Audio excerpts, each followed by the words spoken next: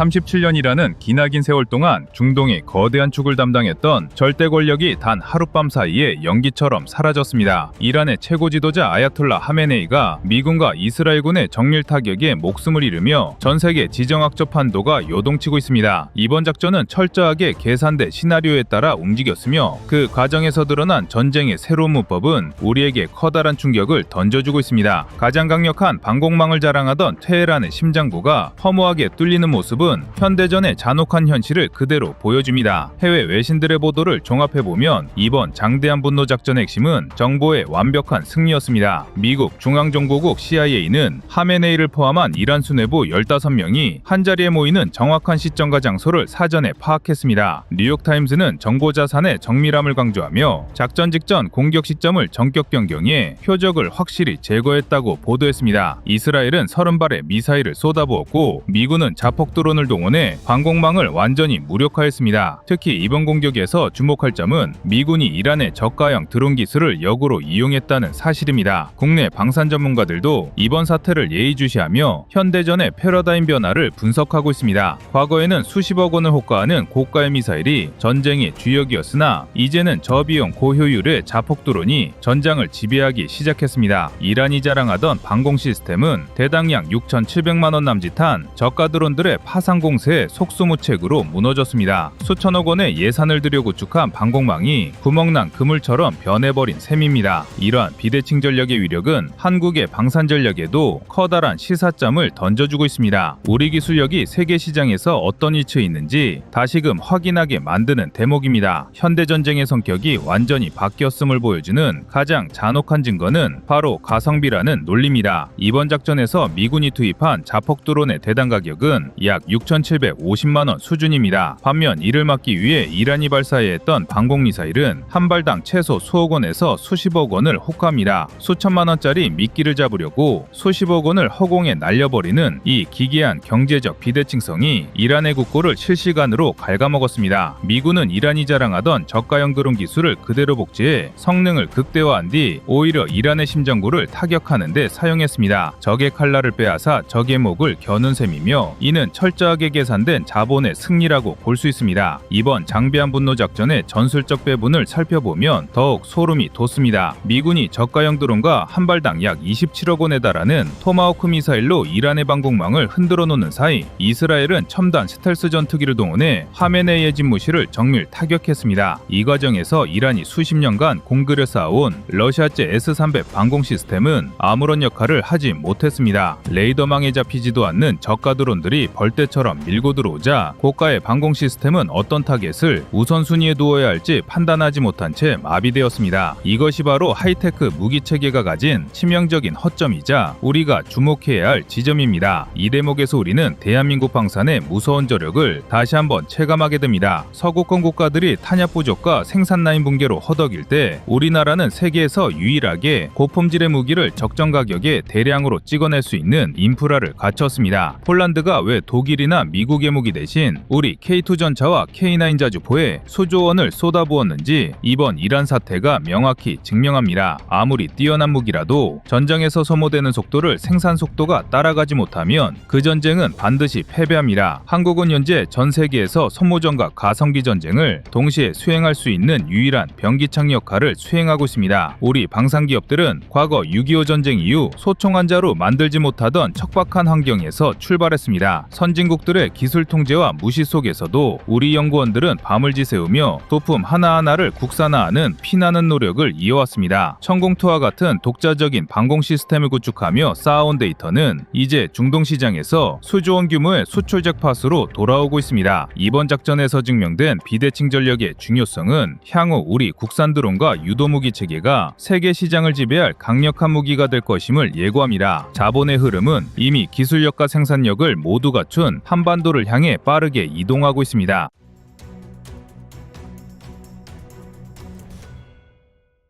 다음은 26년 1월 17일 미국도 절대 못한 걸 한국이 해낸다 영상입니다.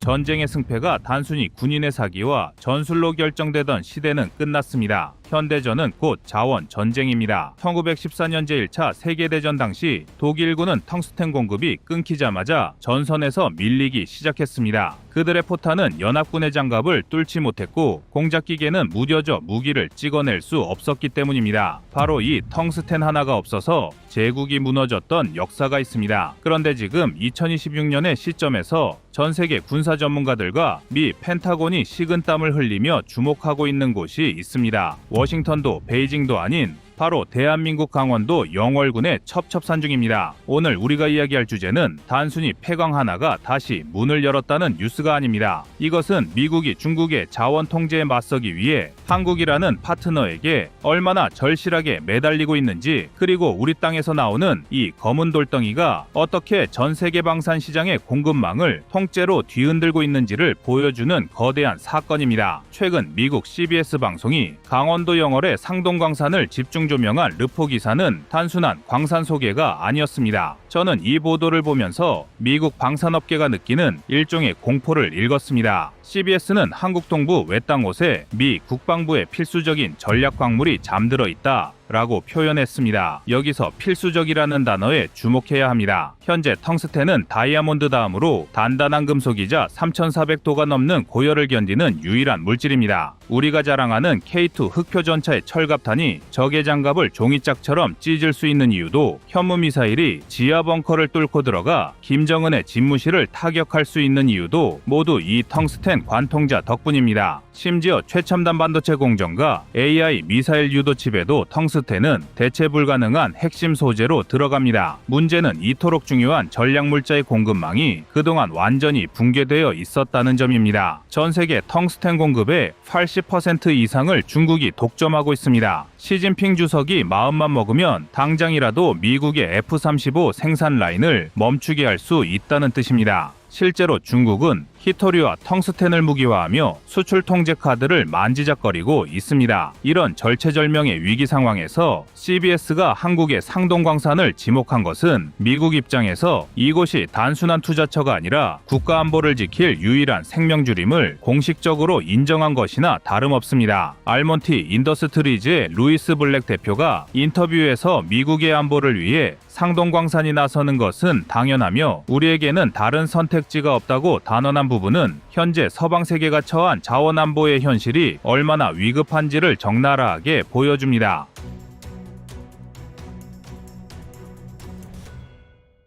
우리는 이 시점에서 뼈아픈 과거를 복귀해야 합니다. 상동광산은 1950년대에서 60년대 대한민국 전체 수출액의 50% 이상을 책임지며 전쟁 폐허 속에 우리 경제를 먹여 살렸던 효자였습니다. 하지만 1990년대 초반 중국이 덤핑 수준의 저가 공세로 시장을 교란하자 우리는 채산성을 이유로 1994년 광산문을 닫아버렸습니다. 당시에는 그것이 경제적 논리라고 믿었지만 결과적으로는 우리의 전략 자원 주권을 스스로 포기한 꼴이 되었습니다. 그 후 30년 동안 우리는 텅스텐의 90% 이상을 중국산 수입에 의존해왔습니다. 세계 최대 규모의 매장량을 깔고 앉아서도 남의 나라 눈치를 봐야 했던 이 기막힌 아이러니가 이제야 비로소 해소될 기미를 보이고 있는 겁니다. 미국 CBS뿐만 아니라 주요 외신들이 앞다퉈 한국의 텅스텐 부하를 다루는 이유는 명확합니다. 상동광산에서 확인된 잠재 매장량은 약 5,800만 톤에 달하며 품위, 즉 광물의 질 역시 세계 평균보다 2.5배 이상 높습니다. 이것은 단순히 양만 많은 것이 아니라 고순도 텅스텐을 뽑아내는 데 드는 비용과 시간을 획기적으로 줄일 수 있다는 뜻입니다. 올해부터 본격적인 생산이 시작되면 연간 약 120만 톤 규모의 텅스텐이 쏟아져 나오게 됩니다. 이는 향후 수십 년간 미국과 유럽의 방위산업 전체를 지탱하고도 남을 엄청난 물량입니다. 중국이 쥐고 있던 자원 패권의 목덜미를 대한민국 영월이 낚아채는 순간입니다. 특히 주목해야 할 점은 이 프로젝트의 성격입니다. 이것은 단순한 민간 기업의 투자가 아닙니다. 미국 등 서방 진영의 자본이 투입되고 한국의 기술력이 결합된 가치 동맹의 산물입니다. 중국의 자원 무기화에 맞서 자유진영이 구축하고 있는 글로벌 공급망 재편의 최전선에 바로 우리 강원도가 서 있는 것입니다.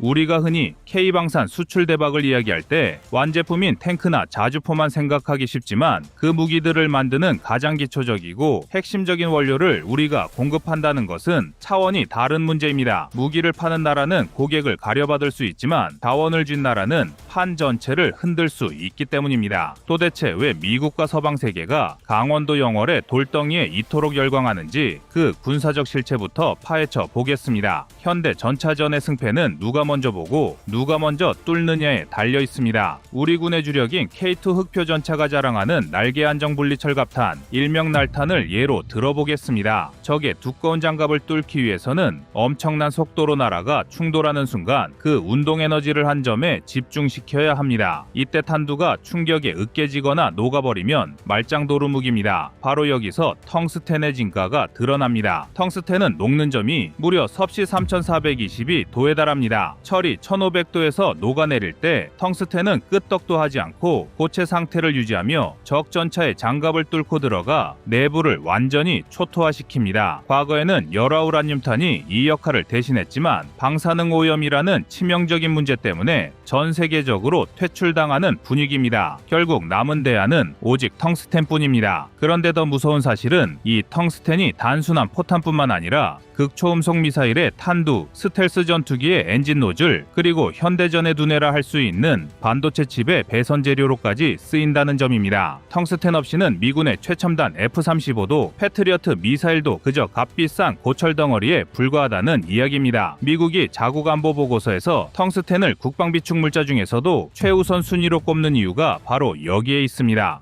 상황이 이렇다 보니 1990년대 중국의 치밀한 자원 덤핑 전략이 얼마나 무서웠는지 새삼 깨닫게 됩니다. 당시 중국은 전 세계 텅스텐 시장을 장악하기 위해 말도 안 되는 헐값의 물량을 쏟아냈습니다. 그 여파로 채산성이 맞지 않게 된 영월 상동광산은 1994년 눈물을 머금고 폐광해야 했습니다. 당시 우리는 그저 경제 논리로만 접근했지만 결과적으로는 국가의 전략적 급소를 중국에게 내어준 꼴이었습니다. 그 후 30년 동안 중국은 전 세계 공급망의 85% 이상을 독점하며 텅스텐을 외교적 협박 수단으로 사용해왔습니다. 미국조차 중국산 텅스텐이 없으면 무기를 못 만드는 상황으로 만든 것이었습니다. 하지만 2026년 대한민국 영월에서 그 판이 완전히 뒤집힙니다. 상동광산의 재가동은 단순한 광산의 부활이 아닙니다. 이곳의 텅스텐 매장량은 약 5,800만 톤으로 확인되는데 이는 전 세계가 수십 년을 쓰고도 남을 양입니다. 더 놀라운 것은 품위, 즉 광석의 품질입니다. 상동의 텅스텐은 세계 평균 품위인 0.19%를 훨씬 웃도는 0.45% 이상의 고품위를 자랑합니다. 쉽게 말해 흙을 조금만 파내도 순도 높은 텅스텐이 쏟아져 나온다는 뜻입니다. 이는 생산 단가를 획기적으로 낮출 수 있어 중국의 저가 공세에도 충분히 맞서 싸울 수 있는 강력한 가격 경쟁력을 확보했다는 것을 의미합니다. 알몬티 인더스트리즈가 무려 1억 달러 이상을 투입해 이곳을 개발하는 것은 자선 사업이 아닙니다. 그들은 이미 알고 있는 겁니다. 미중 갈등이 격화될수록 탈중국 공급망의 핵심 키는 한국이 쥘 수밖에 없다는 것을 말입니다. 실제로 상동광산은 단순한 채굴을 넘어 고부가 가치 소재인 산화 텅스텐을 직접 생산하는 공장까지 함께 짓고 있습니다. 이는 우리가 단순히 원료만 파는 것이 아니라 가공 기술까지 확보하여 부가가치를 극대화하겠다는 의지입니다. 과거 우리가 피땀 흘려 해낸 광물을 헐값에 팔던 시대는 지났습니다. 이제는 우리가 가격을 결정하고 우리가 공급처를 고르는 슈퍼을의 위치에 서게 되는 것입니다. 우리는 늘 스스로를 기름 한 방울 나지 않는 자원빈국이라 부르며 자조 섞인 한탄을 해왔습니다. 하지만 오늘 우리는 그 말이 틀렸음을 증명하고 있습니다. 강원도 영월의 깊은 산속 30년 넘게 잠들어 있던 검은 돌덩이가 깨어나며 대한민국의 지정학적 가치를 송두리째 바꾸고 있습니다. 미국 CBS가 한국에 전략 광물이 잠들어 있다고 보도하며 전율했던 것은 단순히 매장량 때문이 아닙니다. 민주주의 가치를 공유하고 고도화된 산업 기반을 갖췄으며 미국과 가장 강력한 군사동맹을 맺고 있는 나라에서 이 핵심 자원이 쏟아져 나오기 때문입니다. 미국 입장에서는 불안한 중국산 대신 믿을 수 있는 한국산 텅스텐을 선택하는 것이 생존을 위한 필수 조건이 되었습니다. 이것은 우리 방위 산업에도 날개를 달아주는 격입니다. 최근 폴란드, 호주 등 전 세계로 뻗어나가는 K방산의 무기 체계에 우리 땅에서 난 원료가 들어간다는 것은 수출 경쟁력은 물론이고 유지 보수와 후속 군수 지원에서도 타의 추종을 불허하는 안정성을 제공한다는 뜻입니다. 있습니다. 원료부터 완제품까지 말 그대로 수직 계열화를 이뤄낸 국가는 전 세계에서 손에 꼽습니다. 이제 한국은 무기를 잘 만드는 나라를 넘어 그 무기를 만드는데 없어서는 안 될 심장을 쥐고 있는 나라가 되었습니다. 상동광산의 재가동은 2026년부터 연간 120만 톤 이상의 생산을 예고하고 있습니다. 이 막대한 물량은 중국이 자원을 무기화할 때마다 전 세계가 한국을 바라보게 만들 것입니다. 과거 1960년대 나라를 먹여 살렸던 검은 황금 텅스텐이 반세기 만에 돌아와 이제는 대한민국의 안보와 경제 그리고 글로벌 외교 무대에서의 입지까지 책임지는 든든한 버팀목이 되었습니다. 우리는 지금 역사의 변곡점에 서 있습니다. 자원을 수입해 가공만 하던 나라에서 핵심 전략 자원의 공급 허브로 도약하는 순간입니다. 강원도 영월에서 시작된 이 변화는 우리 국민들에게 더 이상 강대국의 자원 노름에 휘둘리지 않는다는 자부심을 심어주기에 충분합니다. 미국 국방의 심장이 다시 한국 상동광산에서 뛴다는 것, 그것은 곧 대한민국이 세계 안보 지형의 중심에 섰다는 가장 확실한 증거입니다.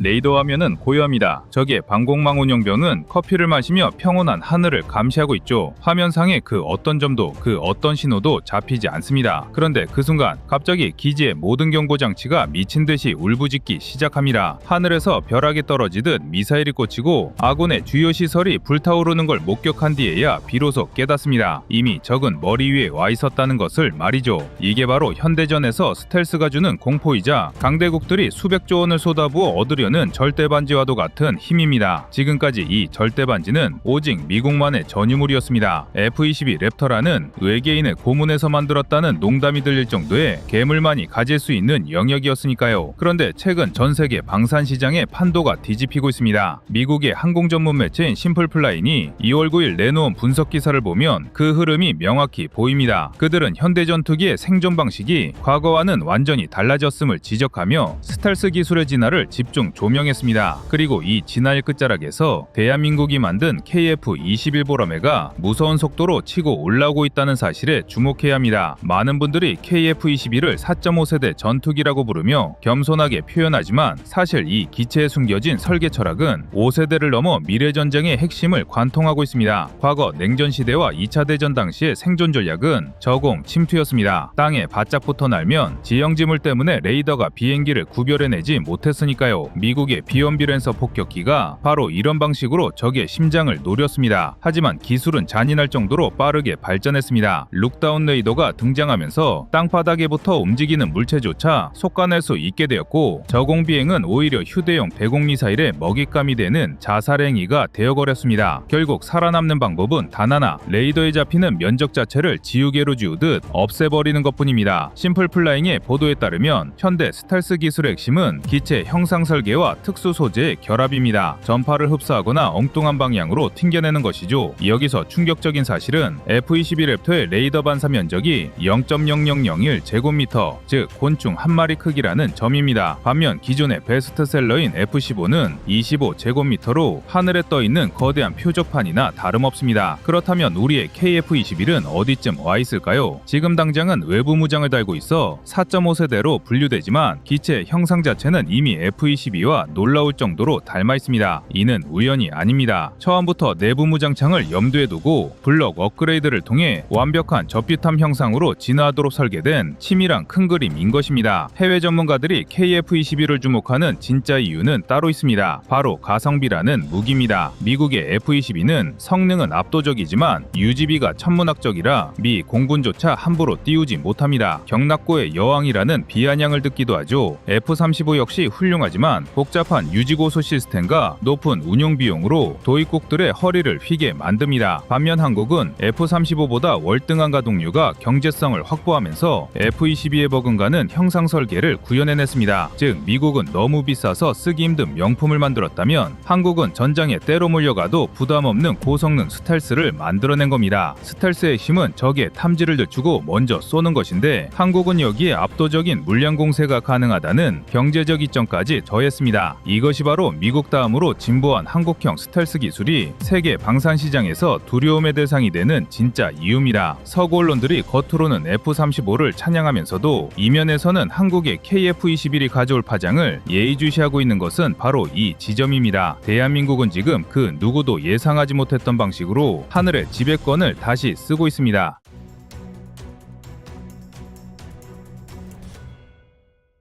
우리는 여기서 냉정한 숫자의 세계를 마주해야 합니다. 흔히 스텔스를 보이지 않는 마법이라 착각하지만 공학자들에게 스텔스는 철저한 수학과 물리학의 결과물입니다. 심플플라잉과 군사 전문 매체들의 데이터를 종합해보면 기존 4세대 전투기인 F-15의 레이더 반사 면적은 약 25제곱미터에 달합니다. 이는 레이더 화면에 나는 여기 있다고 광고를 하는 수준입니다. 반면 프랑스의 라팔이나 유로파이터 타이푼은 0.5제곱미터에서 1제곱미터 수준으로 몸집을 줄였지만 여전히 탐지권 안에 들어옵니다. 여기서 5세대인 F-35는 0.005제곱미터, 최강이라는 F-22 랩터는 0.0001제곱미터라는 경이적인 수치를 보여줍니다. 그렇다면 우리의 KF-21은 어떤 위치를 점유하고 있을까요? 현재 외부 무장을 장착한 상태에서도 KF-21의 RCS는 F-18 슈퍼호넷보다 현저히 낮은 수준으로 평가받습니다. 하지만 진짜 무서운 점은 이 수치가 고정값이 아니라는 사실입니다. KF-21 F-21의 형상을 뜯어보면 F-22 랩터와 놀라울 정도로 흡사합니다. 이는 우연이 아니라 설계 단계부터 내부 무장창 공간을 비워두고 기체의 기울기와 각도를 스텔스 도료 효율에 최적화했기 때문입니다. 블록2, 블록3로 진화하며 내부 무장창을 닫는 순간 KF-21의 피탐지율은 급격하게 떨어져 F-35의 영역을 침범하게 됩니다. 여기서 미국의 고민이 시작됩니다. 바로 돈의 문제입니다. F-22는 압도적인 성능을 가졌지만 시간당 비행 유지비가 하나로 약 8천만 원에서 1억 원을 상회합니다. 특수 스텔스 코팅은 습기와 열에 취약해 항온 항습이 되는 경락고에서 아기 다루듯 모셔야 합니다. F-35 역시 시간당 4천만 원 이상의 유지비가 들며 최고 속도는 마 1.6으로 제한됩니다. 스텔스 성능을 유지하기 위해 기체 표면 마찰열을 통제해야 하기 때문입니다. 반면 한국은 이 틈새를 정확히 파고들었습니다. KF-21은 F-22 수준의 기동성과 형상을 갖추면서도 운용 유지비는 F-35의 절반 수준을 목표로 합니다. 이것이 왜 중요할까요? 전쟁은 단판 승부가 아닙니다. 아무리 좋은 무기도 너무 비싸서 띄우지 못하면 고철 덩어리에 불과합니다. 미국이 F-35를 전 세계에 뿌렸지만 정작 가동률 문제와 천문학적인 유지비로 골머리를 앓고 있는 지금 한국은 막 끌려도 되는 스텔스 형상 전투기를 내놓은 것입니다. 더욱이 현대전의 스텔스는 단순히 형상만의 문제가 아닙니다. 전자전 능력이 필수입니다. KF-21에 탑재된 A사 레이더와 통합 전자전 시스템은 적의 레이더 신호를 교란하고 가짜 표적을 만들어내는 DRFN 기술을 포함하고 있습니다. 단순히 숨는 것을 넘어 적의 눈을 멀게 하는 능동적 스텔스 개념이 적용된 것입니다. F-35가 가진 데이터 융합 능력에 버금하면서도 확장성은 훨씬 자유롭습니다. 미국의 기술 통제로 소스 코드 하나 건드리기 힘든 F-35와 달리 KF-21은 우리가 독자적으로 개량하고 무장을 통합할 수 있습니다. 이는 전술적 유연성 면에서 미국 기체들을 압도하는 잠재력입니다. 결국 이 모든 기술적 성취가 가리키는 방향은 명확합니다. 스텔스는 이제 투명 망토가 아니라 적보다 먼저 보고 먼저 쏘기 위해 시간을 버는 기술로 정의됩니다. 그리고 그 시간을 버는 비용이 미국은 너무나 비쌌지만 대한민국은 합리적인 가격으로 그 시간을 대량 생산할 수 있는 능력을 갖추게 되었습니다. F-22는 너무기에서 전장에 나오기 힘들고 F-35는 유지비와 까다로운 관리 때문에 전력 공백이 생길 때 그 빈하늘을 채울 수 있는 유일한 대안이 바로 KF-21입니다. 성능 면에서는 F-22의 형상을 물려받아 F-35보다 빠른 기동성을 자랑하고 운용 면에서는 미국이 따라올 수 없는 경제성을 확보했습니다. 이것이 제가 서두에 KF-21이 F-35보다 월등하다고 표현한 진짜 이유입니다. 실전에 투입할 수 없는 무기는 무기가 아닙니다. 언제든 출격해 적을 타격할 수 있는 가용성이야말로 진정한 성능입니다. 대한민국은 이제 더 이상 미국의 무기 카탈로그를 보며 무엇을 살지 고민하는 고객이 아닙니다. 우리는 미국의 독점적 지위를 위협하고 전 세계 공군에게 미국산이 아니어도 강력한 스텔스 성능을 가질 수 있다는 새로운 선택지를 제시하는 생산자가 되었습니다. KF-21 개발 과정에서 수많은 엔지니어들이 밤을 지새우며 깎아낸 그 미세한 각도 하나하나가 이제 대한민국 방산 수출의 킬러 콘텐츠가 되어 돌아오고 있습니다.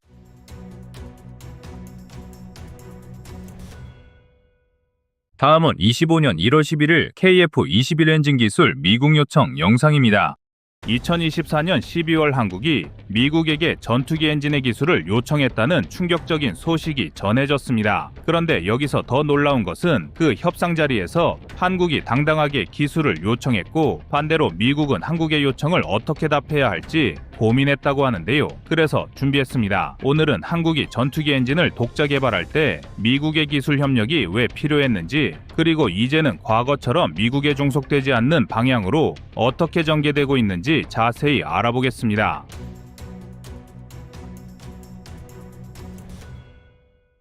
한국은 과거 전투기 엔진 기술이 전무하다시피 했을 때 미국의 라이선스 생산과 제한적 기술 협력에 의존해 시간을 벌었지만 TOC과 KF-21 개발을 거치며 엔진 부품 국산화율을 40% 이상으로 끌어올렸습니다. 이 과정에서 핫섹션으로 불리는 초고온, 초고압 구간의 소재, 가공기술 확보가 핵심 과제로 떠올랐는데 실제로 인코넬 718 같은 초내열 합금 연구와 시험 인프라 구축에 대규모 예산이 투입되었습니다. 미국은 엔진 도면을 부분적으로만 제공하거나 고출력 상태에서 시험 운용 시간을 제한하는 등 기밀 유지를 위해 협력 범위를 축소해왔습니다. 하지만 한국의 방산 수출 증대와 결정적으로 KF-21의 개발 성공으로 인해 한국도 점차 당당한 협상력을 갖추게 되면서 필요한 설계 정보 일부를 추가로 확보했고 엔진 시험장과 정밀 센서 등을 독자적으로 개발하여 자립도를 높였습니다. 사실 전투기 엔진은 단순히 하나의 부품이 아니라 항공무기의 심장으로 불리며 국가 최고 수준의 과학기술 역량이 총동원되는 분야입니다. 먼저 전투기 엔진은 거액의 예산과 장기간의 연구개발 기간을 필요로 하는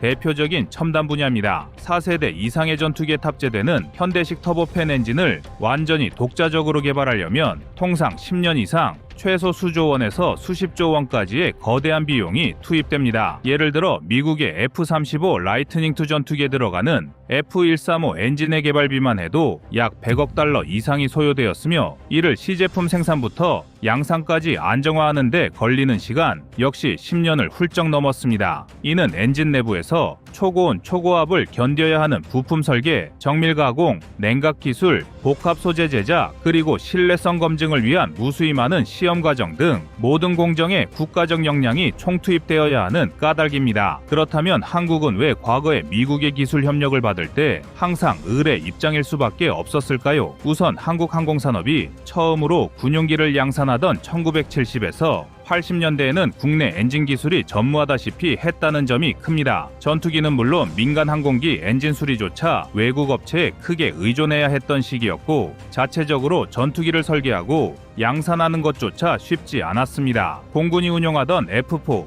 F5 같은 기종들은 미국에서 제작한 완제품을 들여오거나 라이선스 생산을 통해 조립만 담당하는 수준이었고 정작 엔진 제작 노하우는 축적되지 않았습니다. 전쟁 직후 산업 인프라가 갓 형성되던 시기에 엔진 기술까지 독자 확보하겠다라는 구상이 실현되기에는 역부족이었습니다. 게다가 1990년대 초반부터 시작된 차세대 항공기 개발 사업인 KTX2 이후 T-50을 발전하는 과정에서도 엔진 문제는 늘 최대 난관이었습니다. 당시 T-50 고등훈련기의 엔진으로 선택된 것은 미국 주의사의 F-404 엔진이었는데 이 엔진은 성능이 검증된 데다 미 공군 F-18 전투기에도 탑재되었던 모델로 신뢰도가 높았습니다. 한국 정부와 국내 업체들은 미국으로부터 라이선스를 받아 조립과 정비 기술을 익히면서 동시에 그 과정에서 제한적이나마 기초기술 이전을 요구했습니다. 그러나 엔진이라는 핵심 부문은 여전히 비밀이 많았고 미국이 선뜻 완전한 기술 패키지를 넘겨주지 않는 상황이 지속되었습니다. 이런 역사를 복기해보면 한국이 미국 엔진 기술 협력에 의존한 것은 어찌 보면 시간을 벌기 위한 최선의 선택이었던 셈입니다. 둘째로 미국의 국제무기거래 규정과 방위물자 수출통제법이 존재한다는 점도 한국이 미국으로부터의 기술 이전과 승인에 구속될 수밖에 없었던 이유입니다. 미국산 엔진을 탑재하면 이를 수출할 때 반드시 미국의 허가가 필요합니다. KF-21 보라매 전투기 역시 GE F414 엔진을 사용하기 때문에 추후 제3국 수출 시에는 미국과의 사전 협의 과정을 거쳐야 합니다. 다만 과거와 달리 최근에는 한국의 국산화율이 상당히 높아지고 미국 입장에서도 한국이 주요 동맹국이자 큰 시장이라는 점이 부각되면서 승인이 까다롭게 지연되는 사례는 과거보다 줄어드는 추세입니다. 그런데 최근 얼마 전부터 상황이 크게 바뀌었습니다. 한국은 T-50 고등훈련기의 계열화인 FA-50 경공격기와 KF-X 사업으로 시작된 KF-21 보라매를 거치면서 한국은 항공기 제작 역량을 비약적으로 끌어올렸습니다. 지난 2023년 초에 공개된 방위사업청 자료에 따르면 KF-21에 들어가는 엔진 부품 국산화율은 약 40% 수준으로 상승했으며 추후 50% 이상까지 끌어올리는 것이 목표라고 밝혔는데요. 이는 단순 조립 정비 능력에 그치는 것이 아니라 국내 업체가 직접 소재 부품을 가공하거나 설계에 참여하는 사례가 늘고 있음을 의미합니다. 특히 한화 에어로스페이스는 군용 엔진을 40년 넘게 라이선스 생산한 경험을 바탕으로 최근에는 전량 수입에 의존하던 항공 엔진용 특수금속인 인코넬 718 소재 개발에 착수해 실적을 쌓고 있습니다. 인코넬 718은 고온 및 고압 환경에서도 탁월한 성능을 발휘하는 초내열 합금입니다. 니켈과 크롬을 주성분으로 하며 몰리브덴, 철, 나이오뷴, 티타늄, 알루미늄 등이 첨가되어 강력한 내열성과 내식성을 갖고 있습니다. 이 소재는 700도씨 이상의 고온에서도 기계적 강도를 유지하기 때문에 산화와 부식에 강해서 항공기 엔진, 가스터빈, 원자로 부품 등 극한 환경에서 사용하는 부품으로 제작됩니다. 즉 전투기 엔진의 필수적인 재료라 할 수 있습니다. 그래서 대다수의 국가들은 인코넬 718을 항공 우주방위 산업에서 핵심 소재로 사용합니다. 또 이러한 특성 덕분에 전량 수입에 의존하던 한국에서도 최근 국산화를 추진하며 연구 개발을 강화하고 있습니다. 그렇다면 구체적으로 한국이 어떻게